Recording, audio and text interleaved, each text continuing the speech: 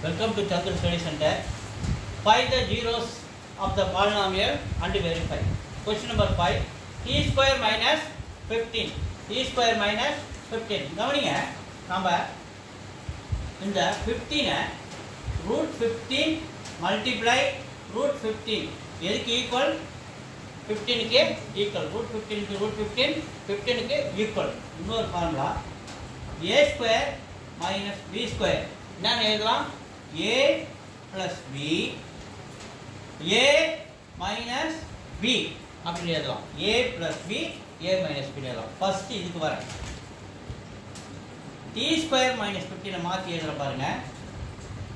t square minus 15 எழுதுற root 15 into root 15 2 root 15 இருக்கிறதுனால root 15 whole square அப்படின்னு எழுதலாம். இப்போ இது a square minus b square formula இருக்கா? அப்ப இந்த a plus b a minus b போடுமா? அப்ப t plus root 15 t minus root 15 புரியுதாப்பா? t plus root 15 t minus root 15 ஓகேவா? இப்போ நம்ம 0 கூட கம்பேர் பண்றோம். t plus இங்க எழுதறல t plus root 15 is equal to 0. root 15 அந்தாண்ட போகுது. t is equal to plus root 15 minus root 15 ஆ மாறுது. அடுத்து t minus root 15 is equal to 0. minus root 15 அந்தாண்ட போகுது plus root 15 ஆ மாறுது. ஓகேவா? இப்போ இது ஆல்பா உடைய வேல்யூ minus root 15 இது பீட்டா உடைய வேல்யூ plus root 15 அப்படி நம்ம எடுத்துக்கிறோம். இப்போ இது எடுத்துக்கிட்டு இங்க வருவோம் sum of the zeros alpha plus beta. alpha என்னது minus root 15 plus beta plus root 15 is equal to minus b by a. இங்க a b c அப்படி நம்ம வேல்யூ கண்டுபிடிக்கணும். a உடைய வேல்யூ b உடைய வேல்யூ c உடைய வேல்யூ பாருங்க. a உடைய வேல்யூ t ஸ்கொயர் உடைய கோஎஃபிஷியன்ட் t ஸ்கொயர் உடைய கோஎஃபிஷியன்ட் 1.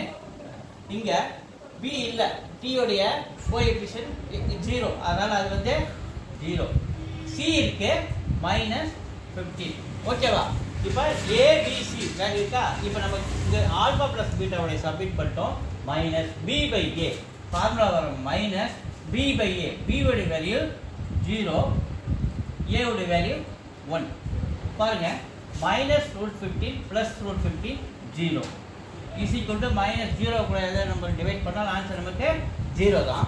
அப்புறம் இந்த ஃபார்முலா கூட இதை கம்பேர் பண்ணுறேன் minus coefficient of t formula வரும் minus coefficient of t. இங்கே என்ன இருக்கு?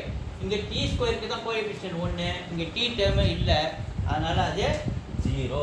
coefficient of t square t ஸ்கொயரோட கோஎஃபிஷியன்ட் 1 அதனால t ஸ்கொயர் கோஎஃபிஷியன்ட் 1. அப்ப இந்த ஃபார்முலாக்கு இது ஈக்குவலா இருக்கு. அடுத்து product of the zeros alpha beta.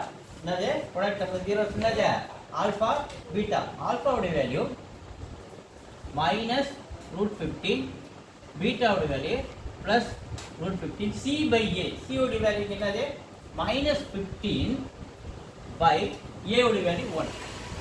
c உடைய வேல்யூ -15 √15 இல்ல சாரி -15 by a உடைய வேல்யூ 1 மைனஸ் பிளஸ் மல்டிப்ளை பண்றோம் -√15 ஏற்கனவே நான் சொல்லியிருக்கேன். √15 எதுக்கு ஈக்குவல் 15 க்கு ஈக்குவல் இஸ் ஈக்குவல் டு இங்க -15 டிவைடட் பை 1 ஆன்சர் நமக்கு -15. அப்ப இது ரெண்டும் ஈக்குவல். இந்த ஃபார்முலா பிரகாரம் பார்த்தா constant by coefficient of x. Constant c உடைய value -15 coefficient of x square அப்படின்றது நம்ம என்ன எழுதலாம் t ஸ்கொயர் அப்படின்னு மாத்தீங்க. அப்ப t ஸ்கொயர் கோஎஃபிஷியன்ட் நமக்கு 1 வந்து.